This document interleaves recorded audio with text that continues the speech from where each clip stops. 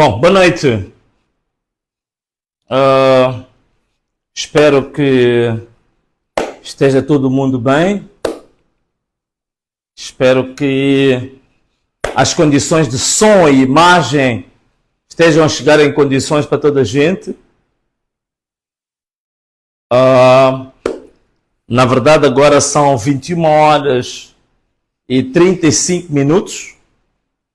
Em princípio, 21 horas e 35 minutos, estaríamos na hora do famoso panelanço, não é? Porque o panelanço, em princípio, é das 21 até as 22 horas. Mas, hoje, creio que já fizemos 35 minutos de panelanço e penso que era importante uma palavra, sobretudo por tudo quanto aconteceu durante o dia 2, que foi notícia não a nível só nacional, como a nível internacional. Bom, nós agora estamos com, esta hora não vamos ter, temos cerca de 6.000 pessoas em direto. Vou pedir a essas pessoas que estão em direto agora para que possam partilhar esta live, para que mais pessoas possam se associar à nossa live, à nossa transmissão desta hora. E o que é que nós temos a dizer agora? Muito simples. Primeiro, se vocês me permitirem agora, nós estamos com quase 10.000 pessoas, sim, podemos começar com 15.000 pessoas em direto.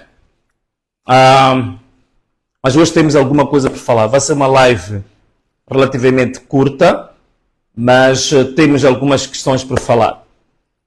Primeiro, vamos agradecer a Deus por ter nos permitido estar vivos e estar a permitir este espírito de união entre os moçambicanos, que nunca foi visto antes. Como muitos disseram, que a união que está sendo verificada agora entre os moçambicanos é histórica. Então Deus está a permitir isso e agradecemos a Deus por cobrir o Moçambique e por este futuro risonho que Ele tem para o nosso país, que é esta grande luz que Ele quer trazer para Moçambique e quer fazer de Moçambique uma grande nação no futuro. Obrigado, nosso Deus, por isso. Bom, meus irmãos, nós agora estamos com 15.000 pessoas, como tínhamos falado, estamos com 15.000 pessoas. Vou pedir apenas para que aqueles que estão agora em direto possam partilhar a nossa live para os outros que ainda não se aperceberam que já estamos em direto. O que é que nós temos hoje para falar? Bom, primeiro, o que temos foi o primeiro dia da nossa terceira fase da quarta etapa. E neste primeiro dia desta terceira fase da quarta etapa, basicamente, nós queríamos manter o sentido pacífico das nossas manifestações. Como vocês sabem muito bem, praticamente na quarta fase das manifestações, nós estávamos direcionados apenas para transmitir o sentimento. Não havia necessidade, sempre dissemos que não íamos fazer grandes marchas.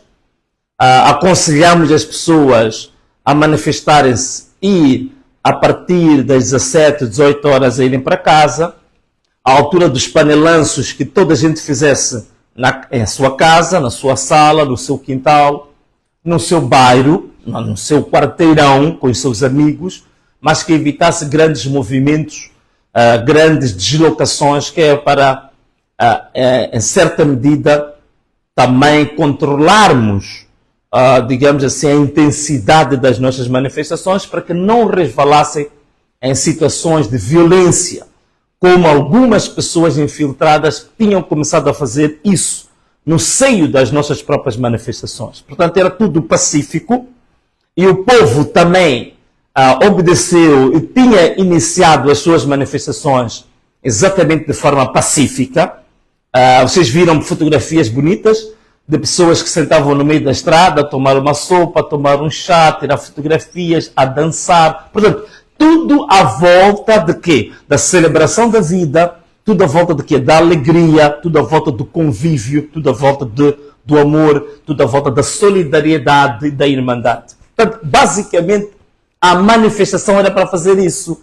E ninguém estava impedido de trabalhar, ninguém estava impedido de circular, apenas as pessoas com as suas viaturas iam usar a estrada como parque de estacionamento. Portanto, colocavam as suas viaturas na estrada, desligavam os carros e iam até trabalhar. Depois, às 15h30, entoavam o hino nacional e das 15h45 até às 16 horas entoariam o hino da África.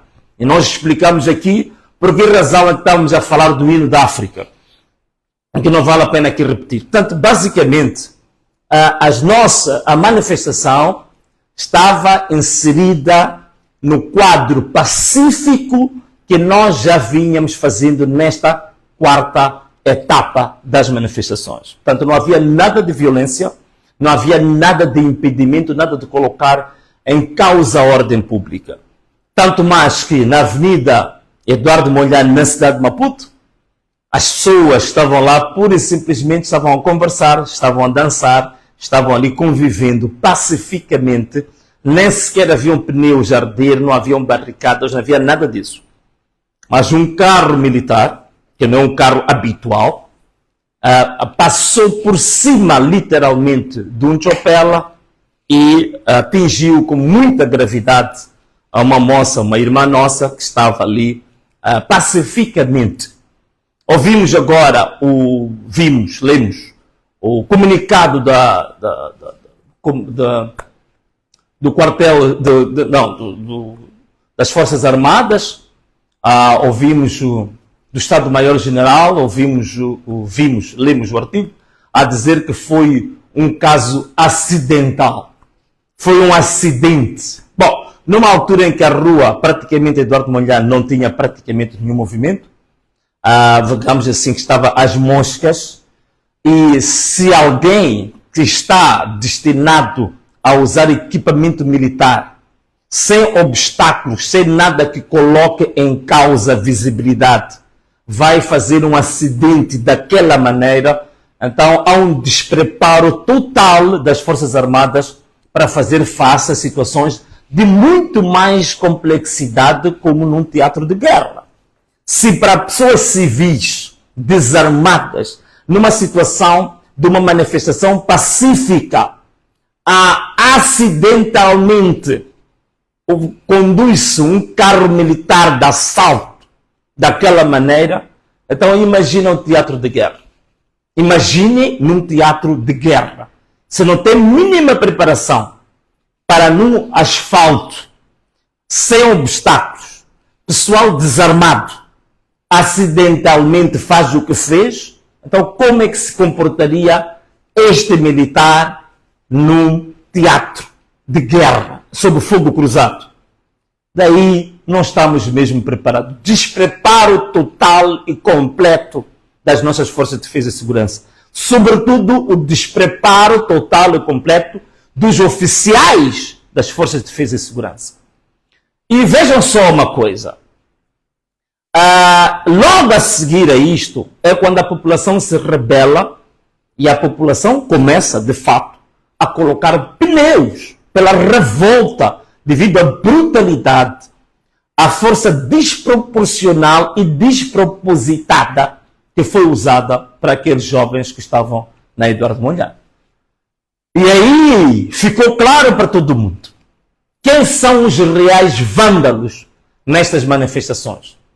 Quais são os verdadeiros vândalos? Quem é que está a praticar o verdadeiro vandalismo e terrorismo do Estado? Vandalismo e terrorismo do Estado.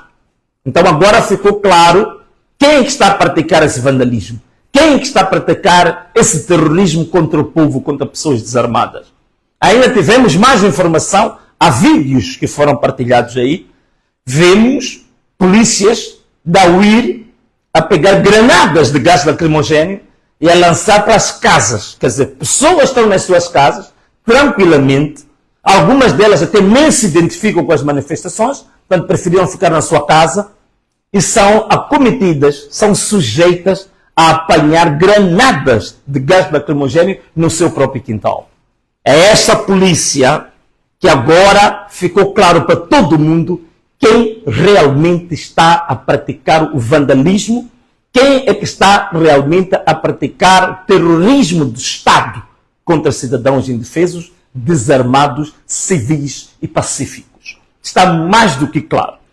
Portanto, graças à tecnologia hoje, graças à tecnologia que nós temos hoje, que nota-se claramente que é muito fácil retirar a máscara de quem quer se esconder por detrás de mentiras e de falsos argumentos, falsas narrativas. Portanto, está claro que os oficiais das Forças de Defesa e Segurança é que são os verdadeiros vândalos, são os verdadeiros terroristas e são os inimigos do povo.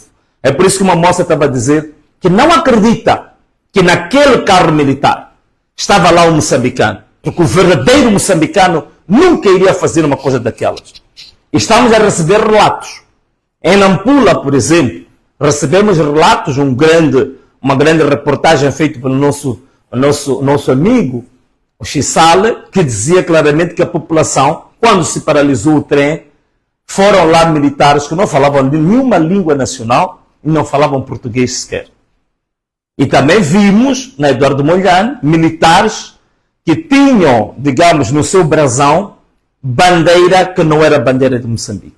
Portanto, para tratar de civis, este governo, este regime, até vai levar forças estrangeiras armadas para lidar com os seus próprios cidadãos desarmados e civis.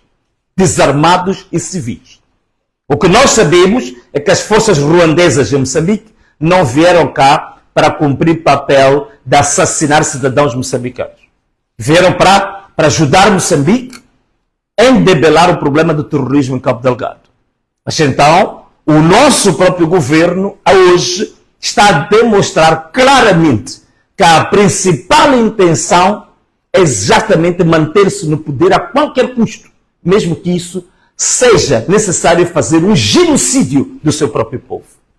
Está isto muito bem claro.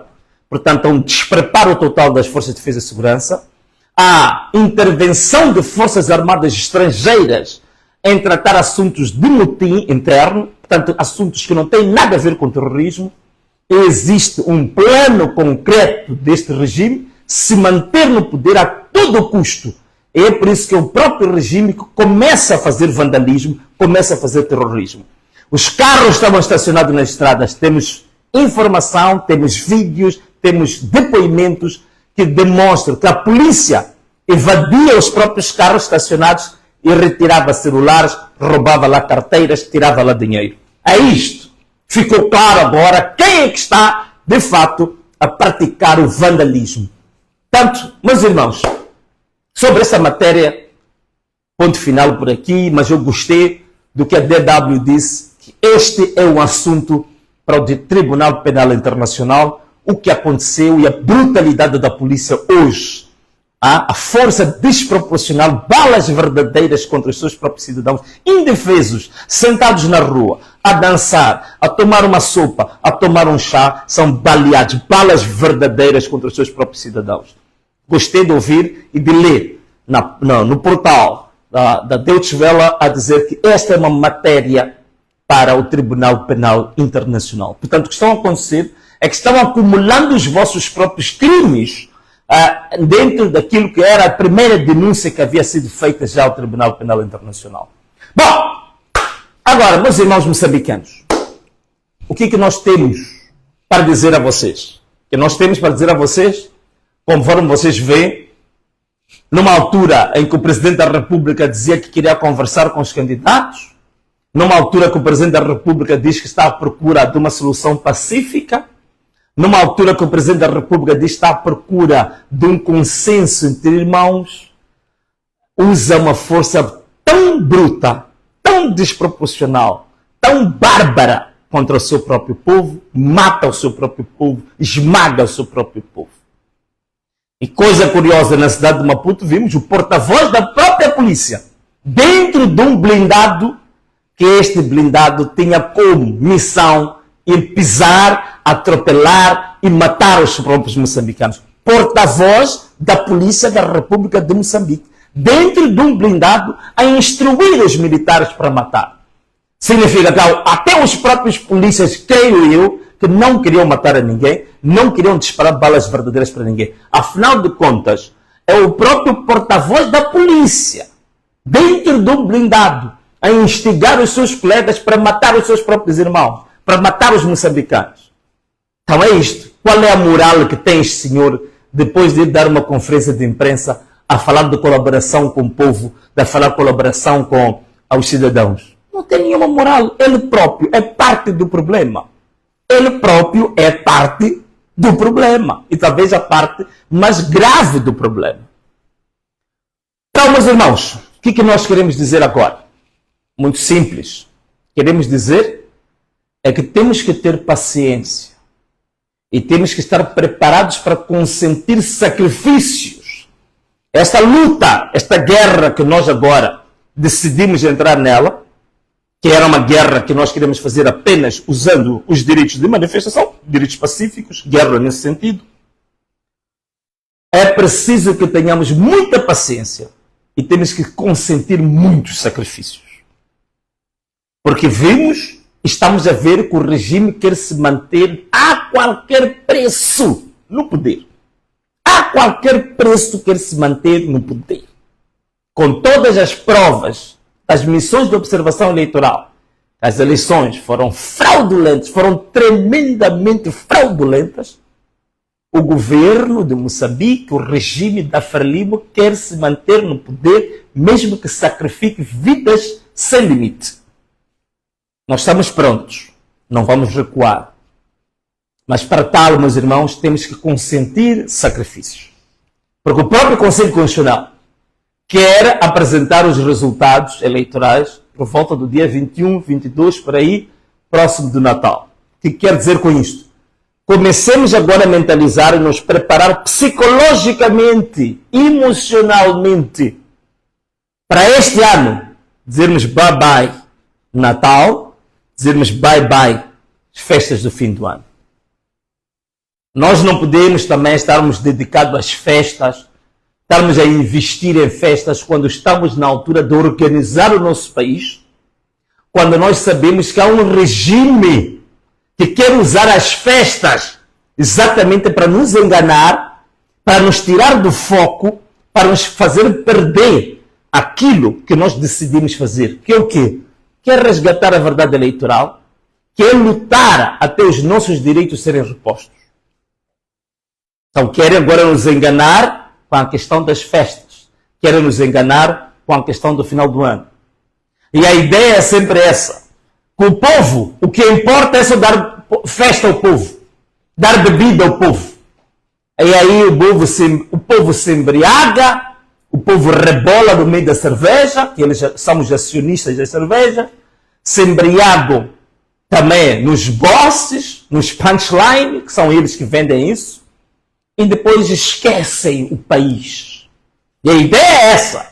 Estão à espera que com essas festas a gente esqueça o país, que a gente esqueça as injustiças, a gente esqueça a verdade eleitoral, que a gente esqueça as pessoas que foram assassinadas, que a gente esqueça que queremos organizar o nosso país.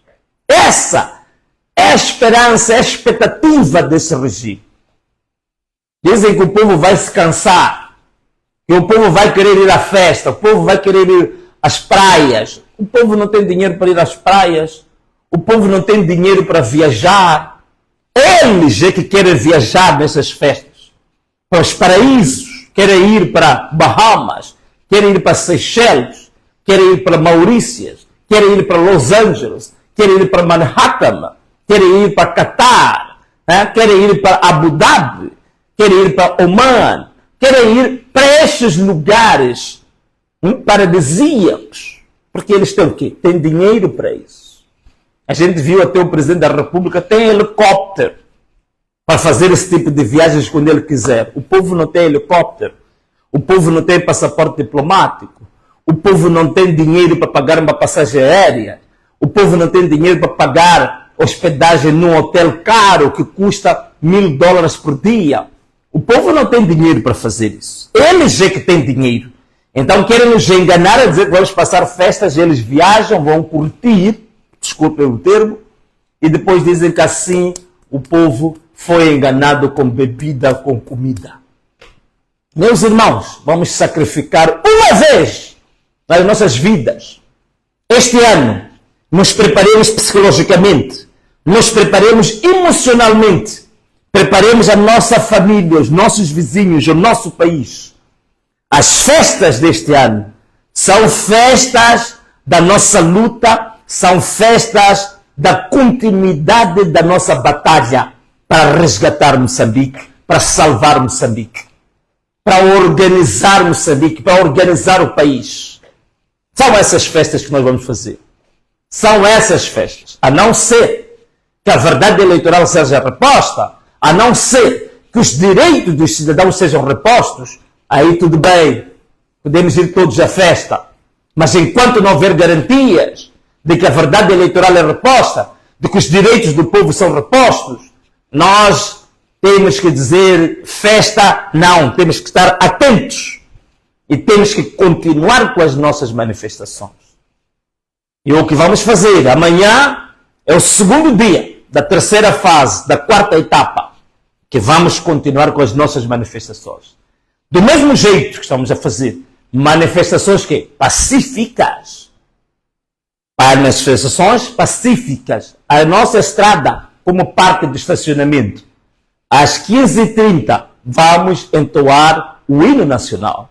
Às 15h45 vamos entoar o hino da África. Hoje vi que havia pessoas a entoar hinos diferentes, mas acredito que até amanhã toda a gente vai conhecer o verdadeiro hino da África. Vamos entoar o hino nacional, depois entoamos o hino da África. Depois vamos para casa, para os que têm carros, buzinando até chegar às nossas casas.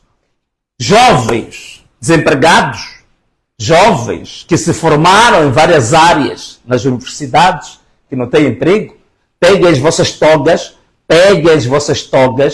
vão para a rua também levantar os vossos cartazes. Levantemos os nossos cartazes, então, às 8 horas até às 15h30. Temos tempo para levantar os nossos cartazes pacificamente, sem criarmos nenhum tipo de distúrbios, sem destruir nenhuma loja, sem impedir ninguém que trabalhe, sem impedir ninguém que faça o seu negócio. Vamos manifestar pacificamente, volto a dizer isto, é o que nós estamos fazendo. Se quiserem carregar sobre nós, a verdade é uma, é que neste momento estão a acumular os seus crimes para o Tribunal Penal Internacional. Vamos manter a nossa postura que vemos mantendo. Vamos tomar o nosso chá como a gente tem feito, não é? Vamos tomar a nossa sopa como a gente tem feito. Vamos dançar, aqueles que gostam de dançar. Vamos cantar, é o que a gente está a fazer. Estamos a dançar, estamos a cantar, estamos a tomar o chá, estamos a conviver. E até joga-se futebol, peladinha, como se diz. É o que o povo está a fazer. O povo só está a brincar, está a jogar. Vejam como aconteceu em Ração Garcia, quando mandaram um contingente militar para Ração Garcia.